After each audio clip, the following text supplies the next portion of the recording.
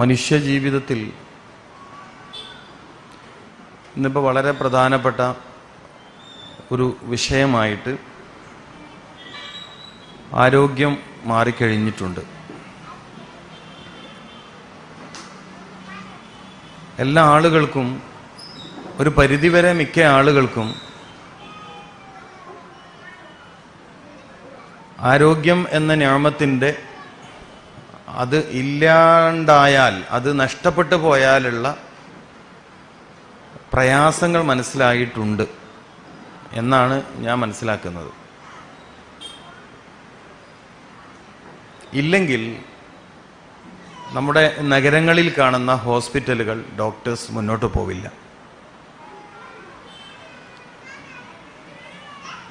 രോഗം വരുന്നത് വരെ ശ്രദ്ധിക്കില്ലെങ്കിലും രോഗം വന്നു കഴിഞ്ഞാൽ ചികിത്സിക്കാൻ വേണ്ടി ശ്രദ്ധിക്കാറുണ്ട്. സാധാരണ പറയുന്ന വിഷയത്തിൽ നിന്ന് വിഭിന്നമായി ചില പുതിയ കാര്യങ്ങൾ ഞാൻ പറയാൻ ആഗ്രഹിക്കുന്നത്, ഒന്ന്,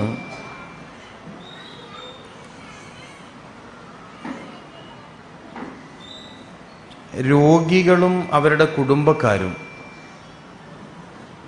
അതായത് എന്തെങ്കിലും രോഗം പിടികൂടിയിട്ടുള്ള ആളുകളും അവരുടെ കുടുംബക്കാരും ശ്രദ്ധിക്കേണ്ടുന്ന ഒരുപാട് പ്രധാനപ്പെട്ട കാര്യങ്ങളുണ്ട്. മിക്കവാറും രോഗം പിടികൂടിയവർ മനസ്സിലാക്കിയത് ഒരു പ്രഗത്ഭനായ ഡോക്ടറെ കാണുകയും മരുന്ന് കഴിക്കുകയും ചെയ്താൽ എൻ്റെ ഉത്തരവാദിത്തം തീർന്നു എന്ന ധാരണ ഉണ്ട് എന്ന് ഞാൻ പറഞ്ഞാൽ നിങ്ങൾക്കത് തിരുത്താൻ പറ്റുമോ? അങ്ങനെ ഒരു അഭിപ്രായം ഞാൻ പറഞ്ഞാൽ, ഞാൻ അങ്ങനെ ഒരു അഭിപ്രായം പറയാണ്. പ്രമേഹ രോഗം, ഡയബറ്റിക് പേഷ്യൻ്റ്, അല്ലെങ്കിൽ ഒരു കാർഡിയാക് പേഷ്യൻ്റ്, ഹൃദ്രോഗം വന്ന ഒരു രോഗി, അല്ലെങ്കിൽ ഒരു കിഡ്നി ഫെയിലിയർ, കിഡ്നി രോഗം പിടികൂടിയ ഒരാൾ, അയാൾ മനസ്സിലാക്കിയിരിക്കുന്ന ഒരു കാര്യം, അല്ലെങ്കിൽ നമ്മളിലെ ഒരു രോഗിയുടെ ധാരണ, രോഗം പിടികൂടിയാൽ ഡോക്ടറെ കാണുകയും മരുന്ന് കഴിക്കുകയും ചെയ്യൽ മാത്രമേ എൻ്റെ ഉത്തരവാദിത്തമുള്ളൂ. ഞാൻ പറഞ്ഞത് ശരിയല്ലേ? അതിനപ്പുറം വല്ലതും രോഗികൾ ചെയ്യാറുണ്ടോ? ഇവരൊന്നും പറയുന്നില്ല.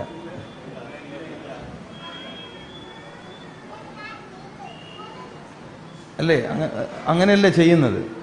ഡോക്ടറെ കണ്ടാൽ മതി, മരുന്ന് കഴിച്ചാൽ മതി, ഞാനങ്ങോട്ട് സലാമത്താവുമെന്നാണ് എല്ലാവരും തെറ്റിദ്ധരിച്ചിരിക്കുന്നത്.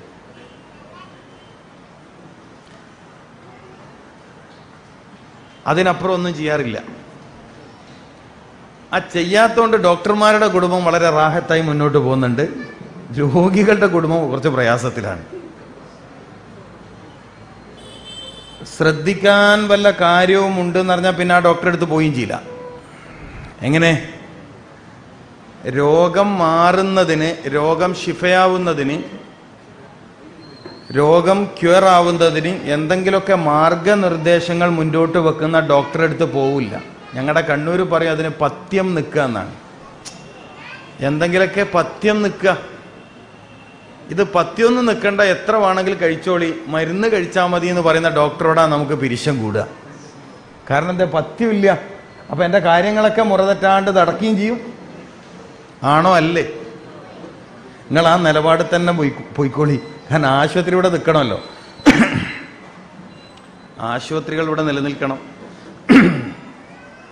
ഞാനിന്ന് വൈകുന്നേരത്തെ സദസ്സിലും പറഞ്ഞൊരു സംഭവമുണ്ട്. ഒരു നിരന്തരം യാത്ര ചെയ്ത് ലോകാനുഭവങ്ങൾ, വ്യത്യസ്തങ്ങളായ രാജ്യങ്ങളിലൂടെ യാത്ര ചെയ്ത് മനുഷ്യജീവിതത്തിൻ്റെ ഒരുപാട് രസകരമായ അനുഭവങ്ങൾ പങ്കുവെക്കുന്ന ഒരു സഹോദരൻ, അദ്ദേഹത്തിൻ്റെ ഒരു വീഡിയോ ഇന്നലെ യാത്രക്കിടയിൽ ഞാൻ കണ്ടു. രോഗികളില്ലാത്ത നാട് എവിടെയെങ്കിലും നിങ്ങൾ കണ്ടിട്ടുണ്ടോ എന്നൊരു ചോദ്യം അയാൾ ചോദിക്കപ്പെട്ടു. അയാളോട് ചോദിച്ചു, രോഗികളില്ലാത്ത ഏതെങ്കിലും നാടുണ്ടോ എന്ന്. അപ്പം അയാൾ പറഞ്ഞ മറുപടി, അങ്ങനെ ഒരു നാടുണ്ട്, അത് ആഫ്രിക്കയിലാണ്. അപ്പം ചോദിച്ചു, എന്താ കാരണം? അവിടെ ഹോസ്പിറ്റലും ഇല്ല, ഡോക്ടറും ഇല്ല, അതുകൊണ്ടാണ്. നിങ്ങൾക്ക് മനസ്സിലായിട്ടില്ല? അവിടെ എന്തില്ല? ഹോസ്പിറ്റലും ഇല്ല, ഡോക്ടറും ഇല്ല. അതുകൊണ്ട് എന്തില്ല? രോഗികളില്ല. ഒരു പക്ഷേ നമുക്കിതൊരു രസകരമായ കാര്യമായി തോന്നിയേക്കും. നമ്മൾ ജീവിതത്തിൽ കച്ചവടത്തെ ഗൗരവത്തോടെ കാണുന്നവരാണ്. ശ്രദ്ധിക്കണേ, ജീവിതത്തിൽ കച്ചവടത്തെ, ബിസിനസ് വളരെ സീരിയസ് ആയി കാണുന്നവരാണ് നമ്മൾ. സ്പോർട്സിനെ സീരിയസ് ആയി കാണുന്നവരാണ്. പൊളിറ്റിക്സ് വളരെ സീരിയസ് ആയി കാണുന്നവരാണ്. പലതും വളരെ ഗൗരവത്തോടെ സമീപിക്കുന്നവരാണ് നമ്മൾ അധിക ആളുകളെങ്കിലും ജീവിതത്തെ വളരെ സീരിയസ് ആയി കാണുന്ന ആളുകൾ കാണാൻ ഒക്കില്ല നമുക്ക്. ജീവിതം ജീവൻ പോലത്തെ കാര്യങ്ങളെ സീരിയസ് ആയി ഗൗരവത്തോടെ കാണുന്ന ആളുകളെ നമുക്ക് കാണാൻ കഴിയില്ല. മിക്ക കാര്യങ്ങളിലും അവർ വളരെ ഗൗരവ സമീപനം സ്വീകരിക്കുന്ന ആളായിരിക്കും, ഗൗരവമായ സമീപനം സ്വീകരിക്കുന്ന ആളായിരിക്കും അയാൾ. പക്ഷേ അയാളുടെ ജീവൻ സംരക്ഷിക്കുന്ന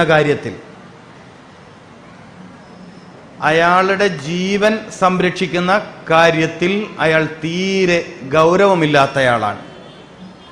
ഞാൻ പറഞ്ഞ വിഷയം നിങ്ങൾക്ക് മനസ്സിലായിട്ടുണ്ടാകുമെന്നാണ് മനസ്സിലാക്കുന്നത്. ഞാൻ അങ്ങനെ ചിന്തിക്കുകയാണ്. നിങ്ങൾക്ക് ഞാൻ പറയുന്നതൊക്കെ മനസ്സിലാവുന്നുണ്ട്. പലതിലും ഗൗരവമുള്ള നിങ്ങളിൽ പലരും, ഒന്നുകൂടി ഞാൻ ആവർത്തിച്ചു പറയുകയാണ്, പലതിലും ഗൗരവമുള്ള, വളരെ സീരിയസ് ആയി പലതിനെയും സമീപിക്കുന്ന നിങ്ങളിലെ പല ആളുകളും നിങ്ങളുടെ ജീവനെ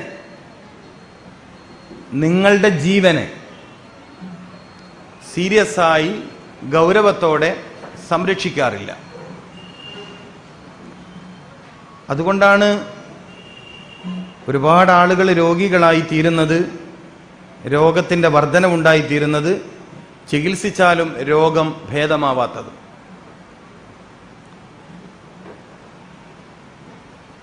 ഞാൻ പറയാൻ ആഗ്രഹിക്കുന്ന ചില വിഷയങ്ങളിൽ ഒന്ന്, 1.5 മണിക്കൂർ പ്രസംഗിക്കണമെന്നാണ് എനിക്ക് കിട്ടിയ നിർദ്ദേശം. അത്രയും നേരം നിങ്ങൾക്ക് ഇരിക്കാൻ പ്രയാസം ഉണ്ടാവില്ല എന്നാണ് ഞാൻ കരുതുന്നത്.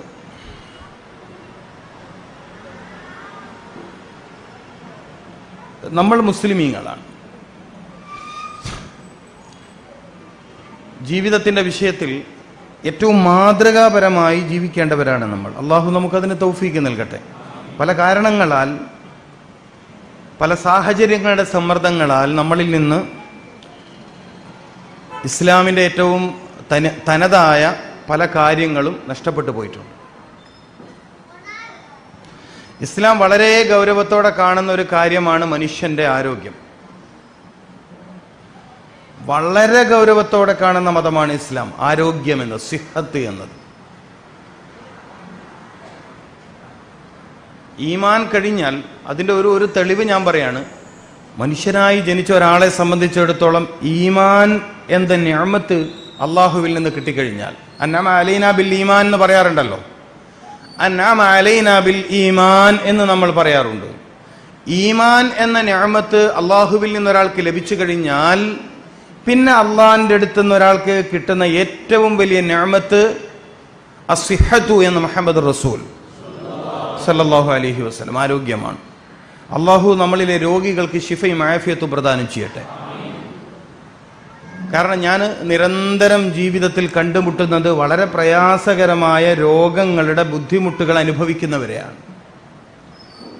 യാത്രകളോ പ്രസംഗങ്ങളോ ഇല്ലെങ്കിൽ മിക്കവാറും ദിവസത്തിൻ്റെ നല്ലൊരു സമയവും എനിക്ക് ചെലവഴിക്കേണ്ടി വരുന്നത് വളരെ മാരകമായ രോഗങ്ങൾ പിടികൂടിയ ആളുകളോടൊപ്പമാണ്, അതിൻ്റെ പ്രയാസം അനുഭവിക്കുന്ന ആളുകളോടൊപ്പമാണ്. അതിൻ്റെ ദുരിതം, ക്യാൻസറിൻ്റെ മാരകമായ വേദന.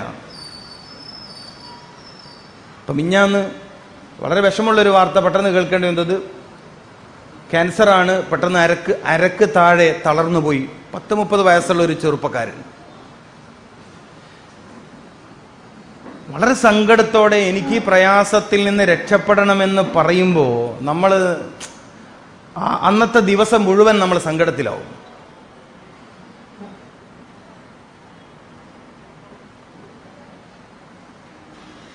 എത്ര ആളുകളാണെന്നറിയുമോ വലിയ രോഗങ്ങൾ വന്ന് കിടപ്പിലായിട്ട് മാത്രമല്ല അവരെ പരിചരിക്കുന്ന കുടുംബത്തിൻ്റെ അവസ്ഥ നിങ്ങളൊന്ന് ആലോചിച്ച് നോക്കണം.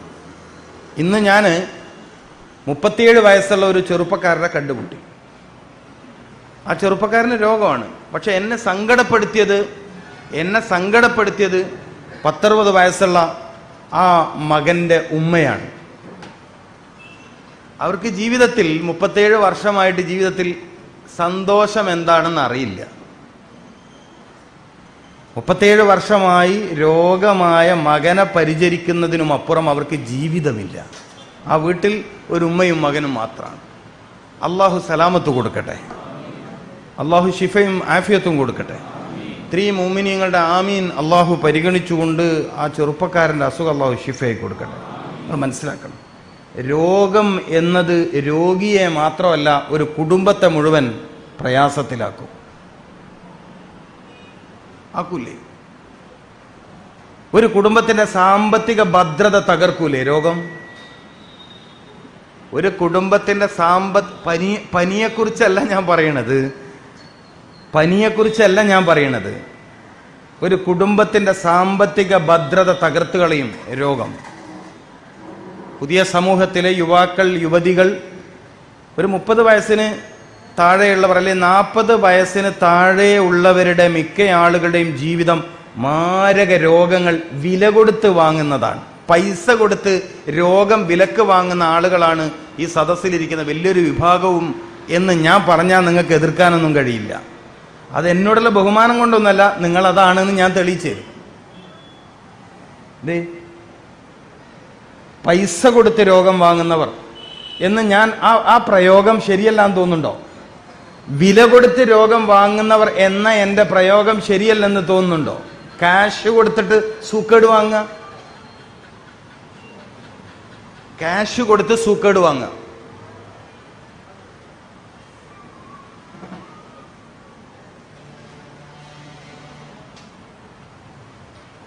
ഹോസ്പിറ്റലുകൾക്കോ ഡോക്ടേഴ്സിനോ നിലവിലെ സംവിധാനം വെച്ചുകൊണ്ട് ഡോക്ടേഴ്സിനോ ഹോസ്പിറ്റലുകൾക്കോ ഈ മഹാമാരക രോഗങ്ങൾക്ക് മുമ്പിൽ ഒന്നും ചെയ്യാൻ കഴിയില്ലെന്ന് എനിക്കെത്രയോ അനുഭവത്തിൽ നിന്ന് ബോധ്യമാണ്. നിങ്ങൾക്ക് ബോധ്യമാവാണ്ടുണ്ടോ? നിങ്ങൾക്ക് ആർക്കെങ്കിലും അത് ബോധ്യമാവാണ്ടുണ്ടോ? ഉണ്ടെങ്കിൽ അങ്ങനെ പറയും.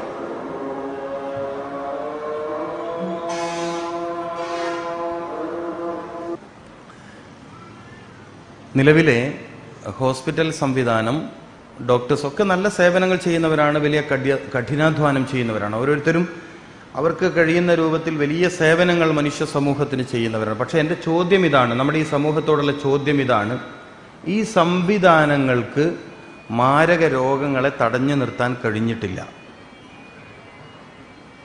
ഇതൊരു പ്രശ്നമാണ്, ഇതൊരു സാമൂഹിക പ്രശ്നമാണ്.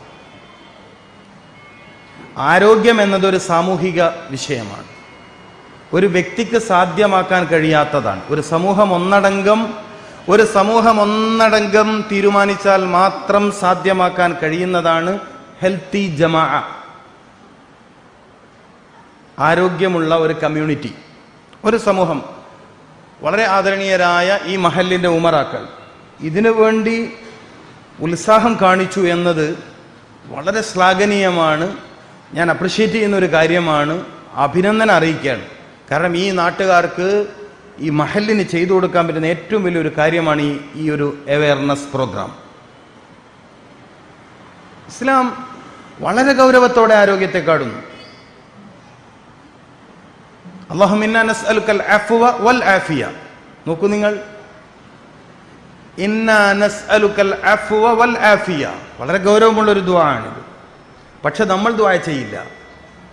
രോഗം വരുന്നത് വരെ രോഗം വരാതിരിക്കാനുള്ള പ്രാർത്ഥനകളിൽ ഇടപെടുന്ന ആളുകൾ കുറവാണ്. ഇസ്ലാം മനുഷ്യൻ എപ്പോഴും ആരോഗ്യവാനായിരിക്കണം എന്നതിനാൽ ജന്മം മുതൽ ഒടുക്കം വരെ ശാരീരിക ക്ഷമത നഷ്ടപ്പെടാതിരിക്കാൻ ആവശ്യമായ പ്രാർത്ഥനകളും പരിപാലന രീതികളും ഭക്ഷണക്രമങ്ങളും പഠിപ്പിച്ചിട്ടുണ്ട്.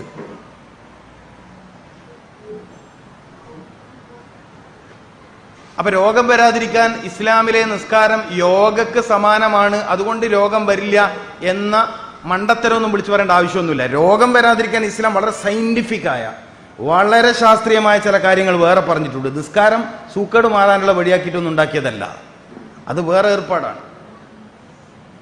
അങ്ങനൊക്കെ അബദ്ധങ്ങൾ വിളിച്ചു പറയുന്നവരുണ്ട്. ആരോഗ്യം, ഹെൽത്ത് സയൻസ് എന്ന കാര്യത്തിൽ ഇസ്ലാമിന് വേറെ തന്നെ നൂറുകണക്കിന് കാര്യങ്ങൾ പറയാനുണ്ട്. അത്തരം വിഷയങ്ങൾ ചർച്ച ചെയ്യുന്ന ആയത്തുകൾ ഖുർആനിലുണ്ട്, ഹദീസുകൾ ഖുർആനിലുണ്ട്, അനേകം ഗ്രന്ഥങ്ങളുണ്ട്. എല്ലാ നൂറ്റാണ്ടിലും, മനുഷ്യ ചരിത്രത്തിലെ എല്ലാ നൂറ്റാണ്ടിലും ഗ്രന്ഥരചന നിർവഹിക്കപ്പെട്ട ഒരേ ഒരു വൈദ്യശാസ്ത്രം ഇസ്ലാമിക വൈദ്യശാസ്ത്രമാണ്, തിബ്ബുൻ നബവിയാണ്. മുഹമ്മദ് റസൂൽ സല്ലല്ലാഹു അലൈഹി വസല്ലമ തങ്ങൾ പരിചയപ്പെടുത്തിയ ആരോഗ്യശാസ്ത്രമാണ്.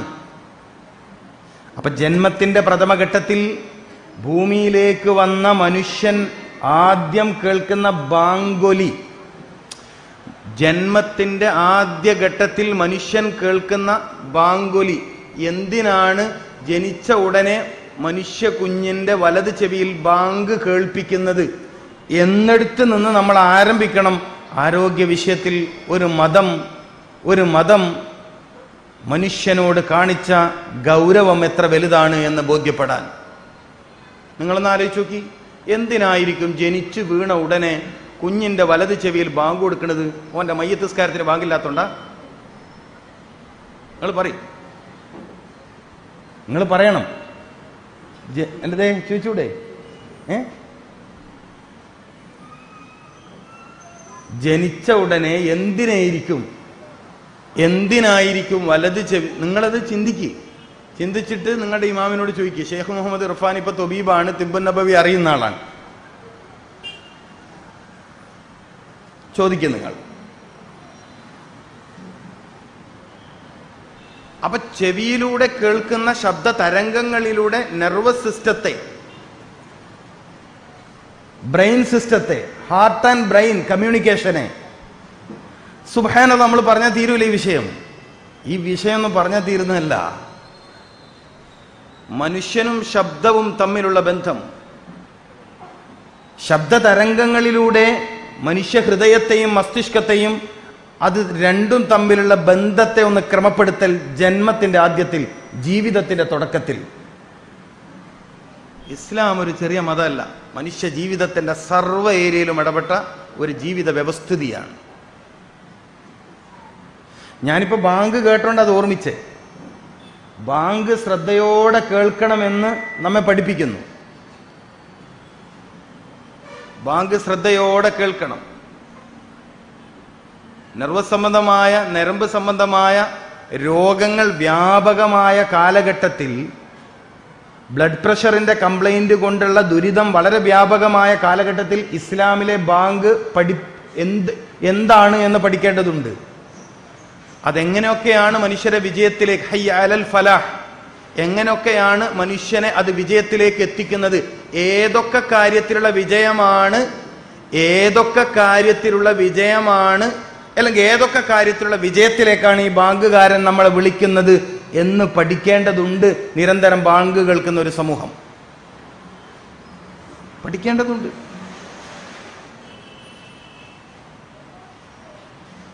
മാരകമായ രോഗങ്ങൾക്ക് മുമ്പിൽ പകച്ചു നിൽക്കുന്ന ആരോഗ്യശാസ്ത്ര അധ്വാനികൾക്ക് മുമ്പിൽ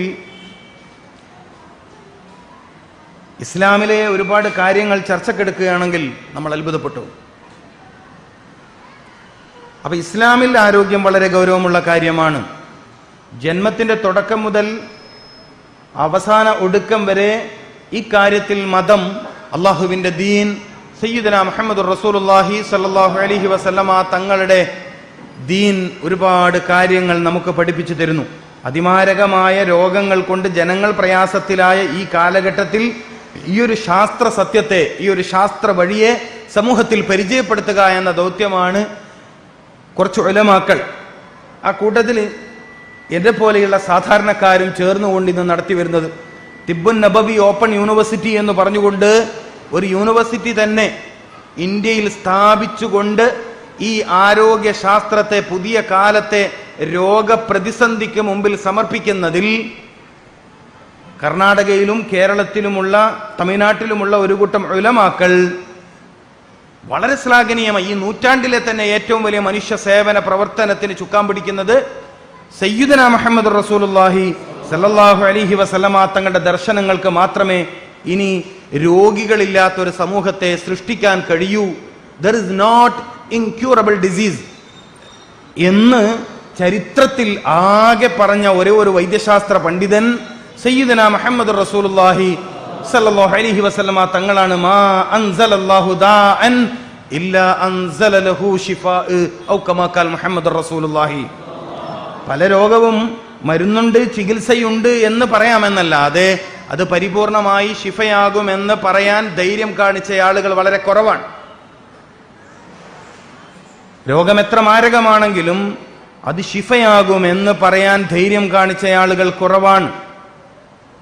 1400 വർഷങ്ങൾക്ക് മുമ്പ് 1400 വർഷങ്ങൾക്ക് മുമ്പ് മനുഷ്യ ജീവിതത്തിന്റെ വിജയ വഴികൾ, മനുഷ്യ ജീവിതത്തിന്റെ വഴികളല്ല, മനുഷ്യ ജീവിതത്തിന്റെ വിജയ വഴികൾ, അങ്ങനെ തന്നെ പറയണം.